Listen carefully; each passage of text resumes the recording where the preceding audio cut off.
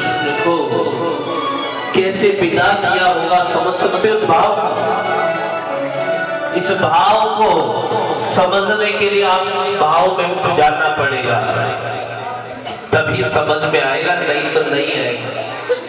वो गोपियां जो अपना प्रियतम, अपना प्राण वल्लभ, और आज गोविंद ने कहा, क्या कहा कि परसों आ जाऊंगा, परसों आ जाऊंगा, निकल रही है सब की सब।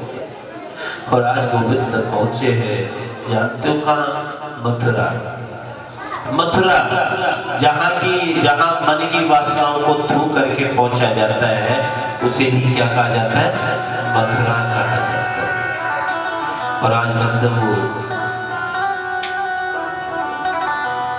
आज कंस के धनुष यज्ञ में पधार गए।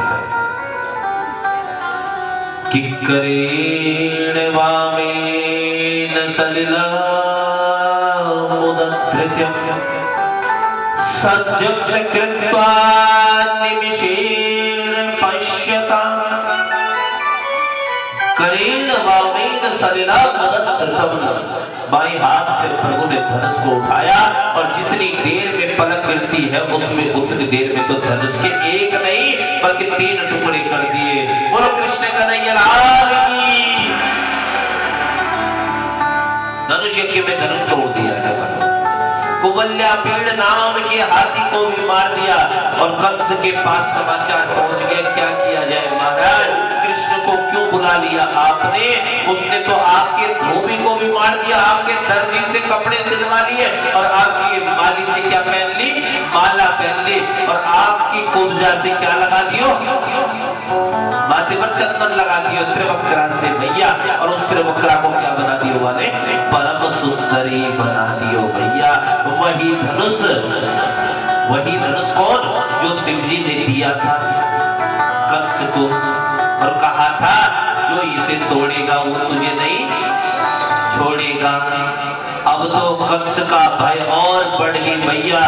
नींद में भी, उसे स्वप्न में भी गधे की सवारी नजर आ रही है, अनेक प्रकार के दुस्वप्न दिखने लगे। सैनिकों ने कहा आप चिंता क्यों करते हैं, हम लोगों ने बहुत बड़ी रंगभूमि बनाई है। क्या रंगभूमि? किस प्रसंग को ध्यान से सुनना। उसमें बड़े बड़े पहलवान, मुष्टिक, चाणूर, कृष्ण बलराम को ललकारेंगे। बस आपकी आंखों के सामने दोनों को क्या कर देंगे? मार देंगे। विशाल रंगभूमि, एक तरफ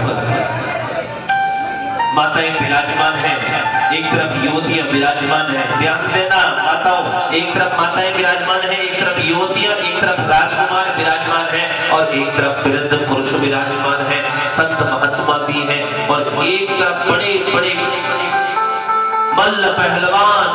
उन लोगों ने कहा कि महाराज कृष्ण और बलराम आने वाले ही हैं, आपकी आंखों के सामने दोनों को क्या कर देंगे? मार देंगे भैया। कंस महाराज का सिंहासन ऊंचाई पर लगा हुआ है, सीढ़ियां चढ़ना पड़ता है और दोनों भाई रंगभूमि में प्रवेश करेंगे। बोलो कृष्ण बलराम की।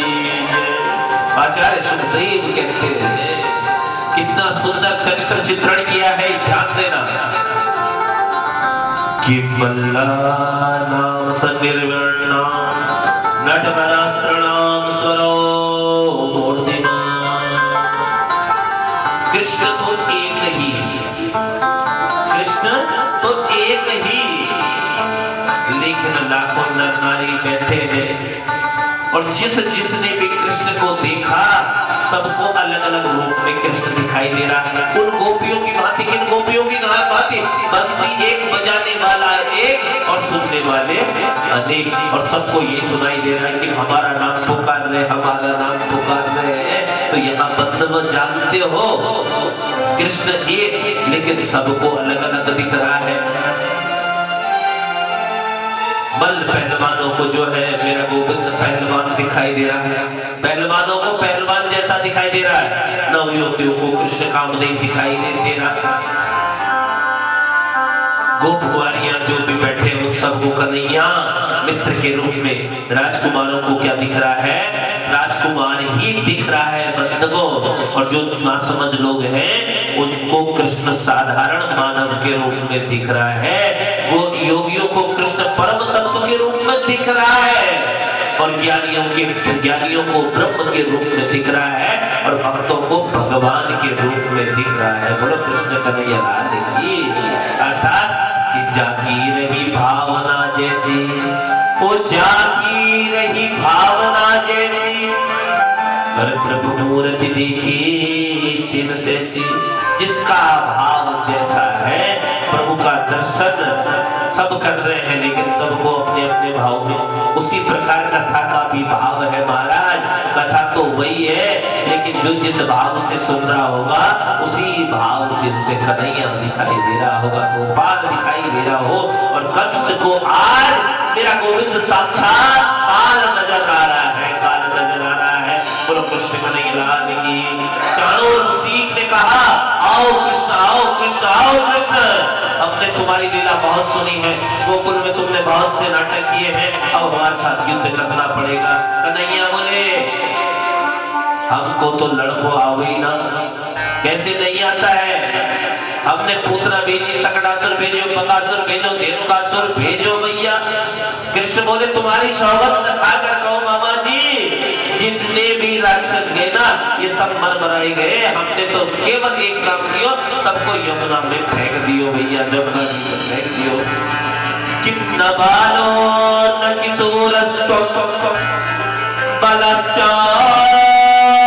बलिनाम्बरम् और नीलेभ्यो हतो येन सहस्रं द्वीपं शतकृतं। शादी का प्रसाद, अच्छा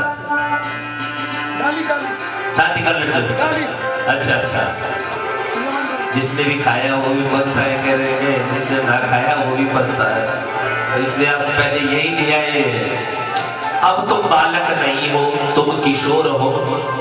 वो बालक था कृष्ण और यहाँ कह रहे तुम अब किशोर हो। ध्यान से सुनना, आज हमारे साथ युद्ध करोगे तो जानोगे।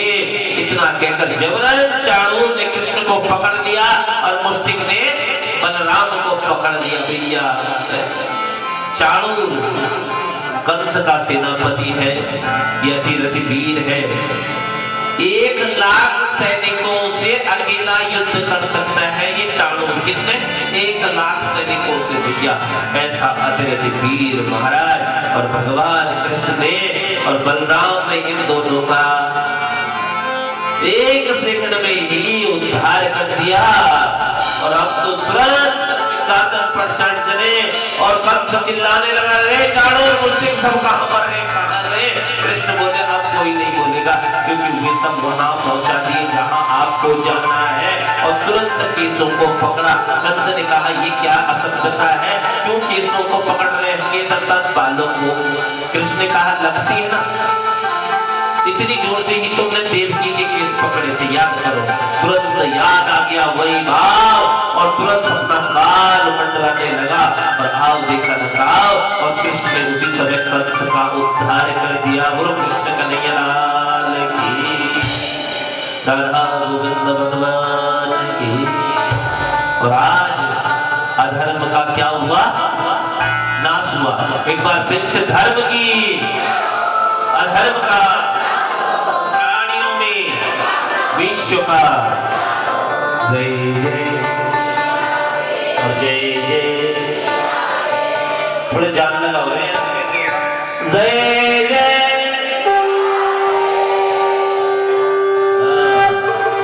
अभी बारात भैजी की बारात, कान्हा की बारात। और आज एक बात बता दो, आज आकर भगवान ने प्रणाम किया है।